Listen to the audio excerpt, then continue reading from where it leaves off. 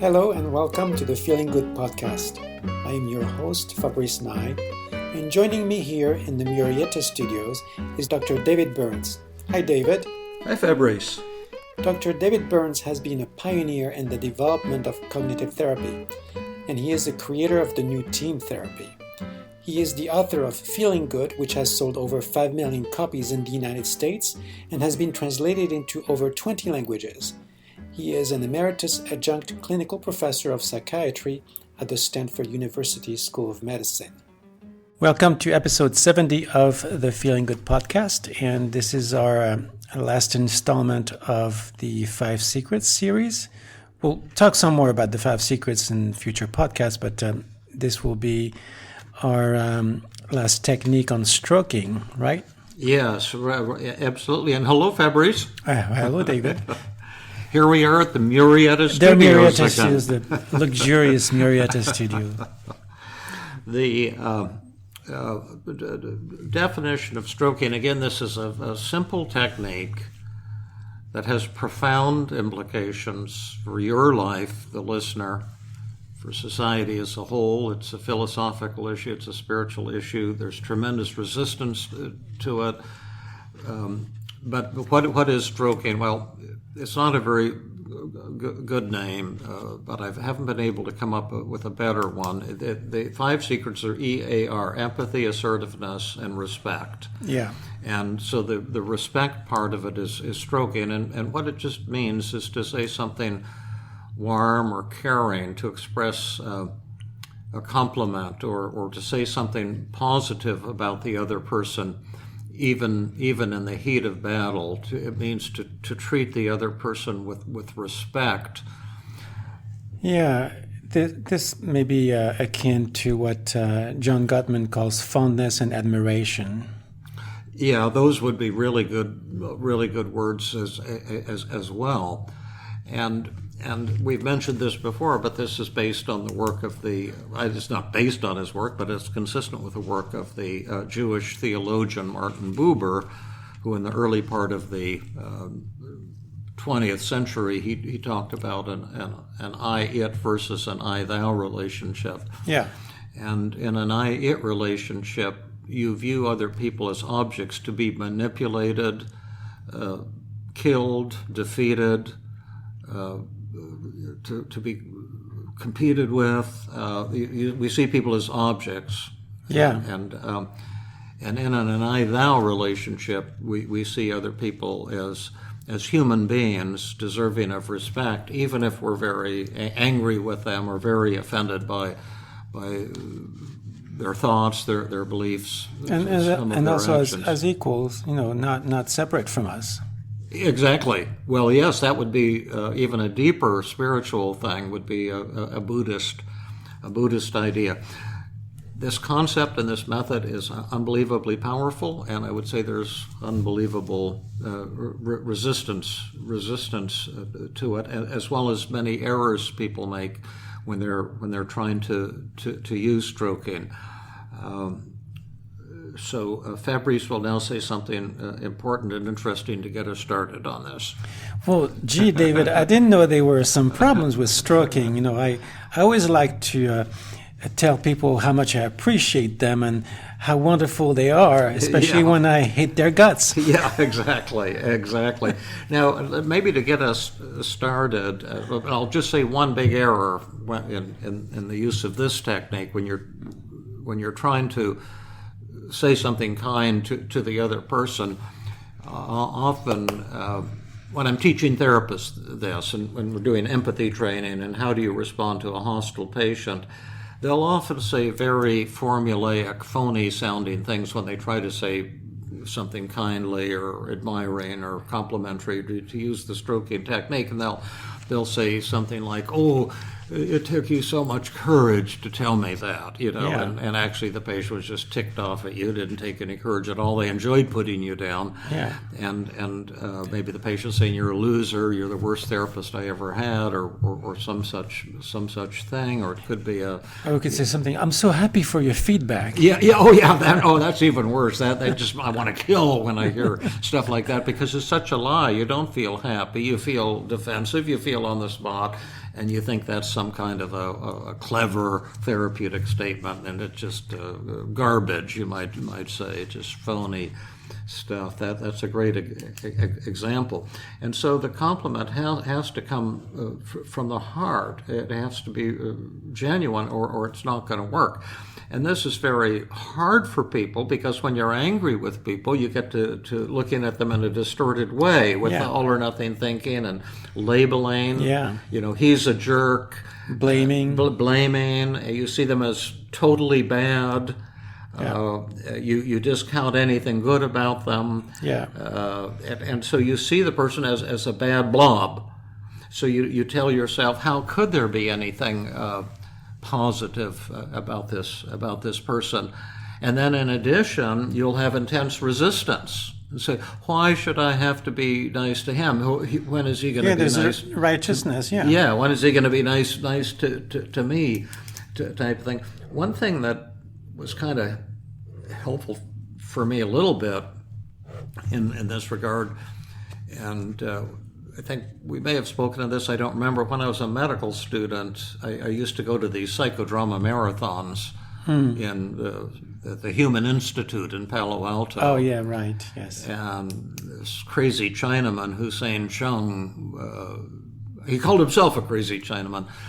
He ran them, and they were very terrifying experiences with extreme confrontation of people, and people at the beginning, they would look like such jerks, and Stanford psychology professors would come to these 48-hour marathon, and they're kind of like trying to impress people, and then they would just get ripped to shreds in the confrontation.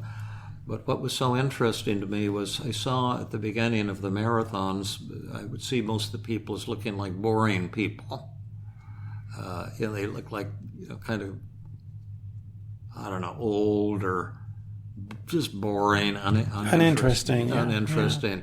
And then when they would get confronted and challenged, and they'd crash and cry, and their true feelings would be coming out, the side that they'd been hiding from others. It was so compelling. It was mind-blowing to me. And I saw that every human being has a really appealing, amazing side to them. And there's always great things. I remember some fellow, I was saying, he's such a phony jerk, And then when he crashed, I don't know if I mentioned this on a podcast, he started talking about his son had just committed suicide. And how devastated he was, and he was just sobbing and in agony, and this idea that he's some boring person or something was just suddenly, it was just out the window completely. And it's the same thing when you see someone as entirely bad. You're involved in a tremendous distortion, but you may not want to give it up because it's one of the positive distortions. You say, oh, he's a loser and I'm so great, and you feel righteous and you feel morally superior. You do feel good about it, yeah. So you don't want to say something nice, but at any rate... it's kind of like the dark side of our nature. We want to see other people as bad sometimes. Absolutely. So we can give a couple of examples, but to give you your homework, first of all, I'm going to give you, again, a non-threatening homework assignment to learn stroking. And your job would be every day, say, give out 5 compliments to people. They could even be strangers on the street. I've walked up to people, a lot of times you see young people with these real outrageous hairdos, and purple and weird shapes and everything like this. But I kind of admire that.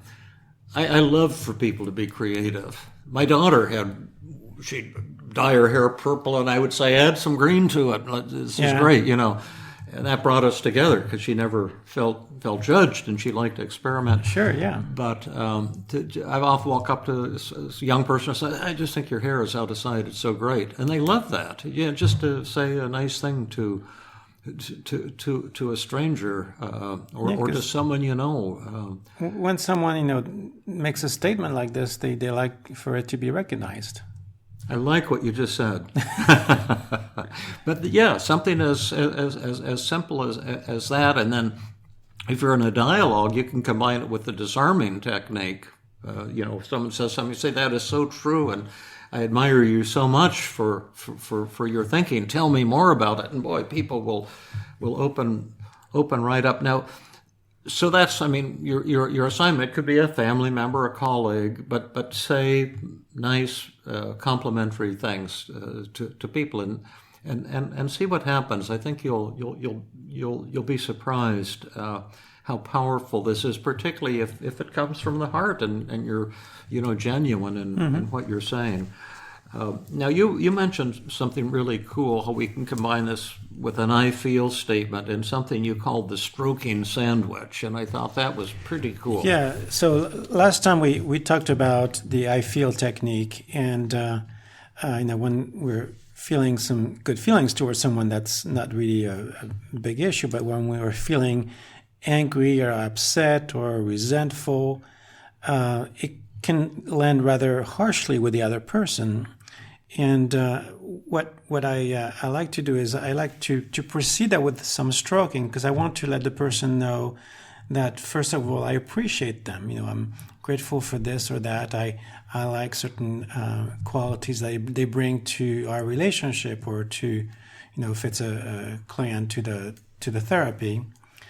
And then I introduce the more difficult feelings as, at the same time, I bring this as a not as an apology, but more like, I'm feeling some harsh feelings toward you, but I don't really like that I'm feeling this way. However, this is the way I feel. And so I say, well, I'm feeling a little bit,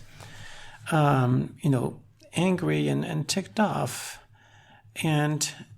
But also I really enjoy your company, and if it's a partner, I really love you. So I also bring some positive feelings, which is also a form of stroking.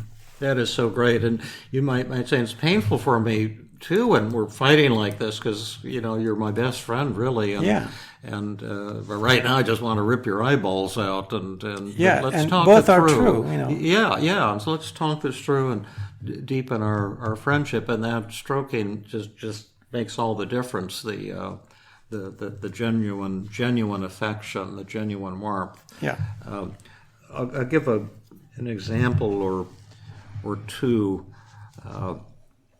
One is when we moved back to California from Pennsylvania, I had let my medical license run out. I didn't know you had to keep renewing it, and I got my medical license in Pennsylvania. But then when we moved back here, I found you had to take an oral internal medicine examination.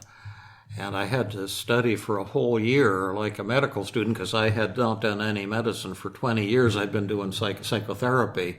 Yeah. And AIDS didn't even exist when I was. Oh wow! Yeah. So and I couldn't remember diabetes or how you would treat an eye injury, or and it was very traumatic for me. And the way the oral exam went is that there would be two doctors examining you, and each would pretend to be a patient with a complaint, and then you'd have to explain what history you'd take, what physical exam you'd do, what tests you'd run, how you come to the diagnosis, and they could be just anything. So it was very threatening to me.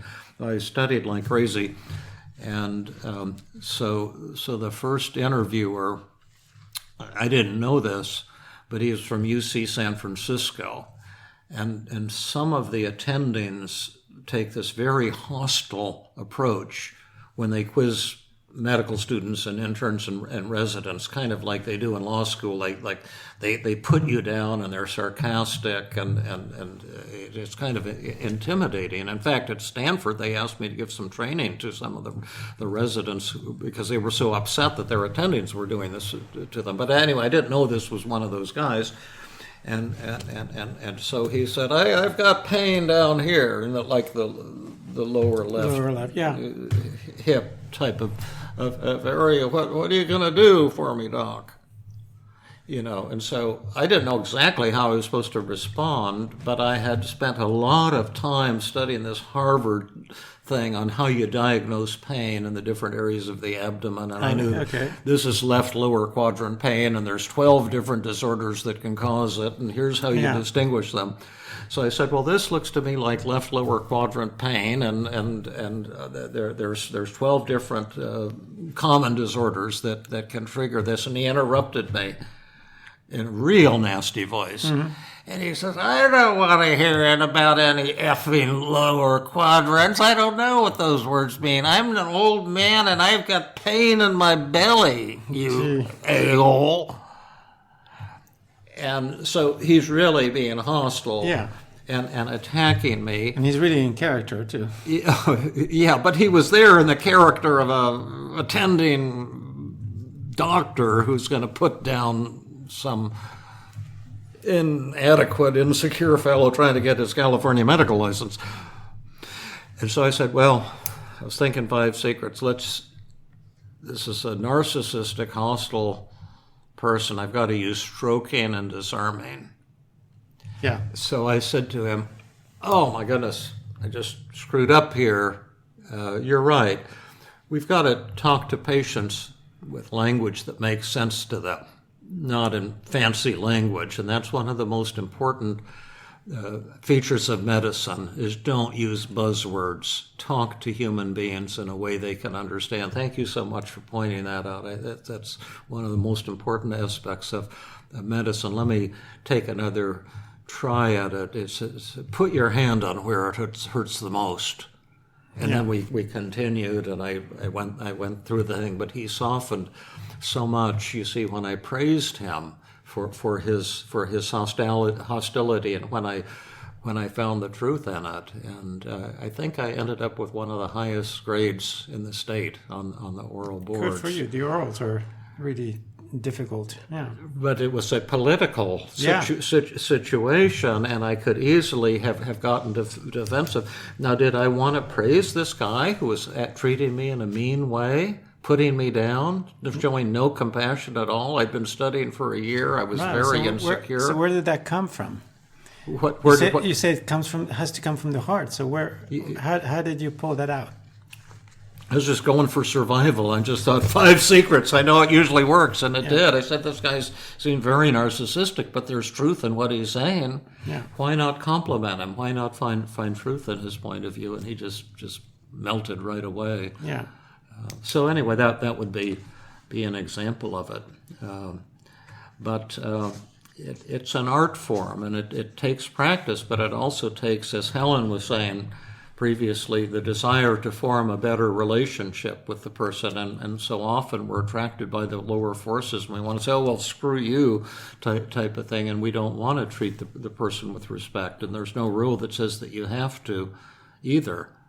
But I don't know any way to form a warm, loving relationship with someone without giving them some respect. And I thought the way that you modeled it was just was tremendous. Yeah, and what you just said also bears to be pointed out, which is nobody says you have to have a warm, loving relationship with anyone. Right. It's only if you want one that you want to use these 5 secrets. Yeah. But paradoxically, sometimes even if you don't want a warm relationship with the person, if you just want to handle them, sure, you can use the 5 secrets too. I wasn't wanting a warm, loving relationship with that guy, but I wanted to pass the test. I wanted a good relationship with him, and it was still very, very much the way to go. And I've given so many other examples of stroking and how it has saved people. The time those teenage boys were threatening me, they were hostile, and you remember they were throwing beer cans at my car. Right. The colleague of mine who was kidnapped by a serial killer, a serial rapist, and that was melted him. Big one, and I give a lot of other examples, but I think we want to keep the podcast a little bit short today. Any other final? There's a lot to say about stroking. Well, so now we've gone over all the 5 secrets, and as you've pointed out a number of times, they all have to be worked together. Yeah. Integrated like a fabric. Integrated like something that feels personal to you. You don't want to apply this like a formula. No, it doesn't really work as a formula. It's just you want to find it within yourself how you want to connect with the other person. Yeah, the practice that I'm giving you one at a time, it's like practice on the piano keys, and it's scales, super simple stuff. But it's when you put them together in an important situation that they really, that's where you make the beautiful music, and it takes a tremendous amount of practice. And I would say once again, if you've been having a conflict with someone, your spouse, your partner, a patient of yours, a colleague, write down, and you want our help, our feedback, right? Take an interaction that didn't go well. Well, first of all, pick up my book, Feeling Good Together, and read it, because all you can learn about all of these things. Yeah, it's all in there. Yeah, with exercises, written exercises. But what we would need is, what did the other person say to you? Write it down, and then what exactly did you say next that didn't work well? And then we'd love to analyze those. And yeah, in fact, I would even ask people to be challenging on this, where they've apparently tried to use the 5 secrets and send us their response, and we'll see whether the 5 secrets were applied in a way that seemed to be effective and genuine. Yeah, and by the way, if you have good results too, we'd like to know. We want to hear that. A lot of people have been sending me emails. I tried this stuff and it worked like a charm with so and so who I've been at odds with for a long time, and that type of thing. And so, well, this is our last podcast of the year, but the people, you're hearing it on January 8th. For us, it's toward the end of December. And so I won't be seeing you, Fabrice, again until you're back from New Zealand. When do you return? Yeah, when this gets published, I'll be on the other side of the earth, and it'll be summer for me. Oh, yeah. And how long are you going to be in New Zealand? 3 weeks. Oh, that's fantastic. That's quite. And when will you be back? I'll be back on the 18th. On the 18th. Do we have enough podcasts in the can now? Or? As far as I know, we do. So people will not be missing us every Monday morning. So we'll fresh out of iTunes. Yeah, fantastic. We'll have a great trip, Fabrice. It's you came. This podcast is your baby. I can remember being on the driveway here just a little over a year ago. Yeah.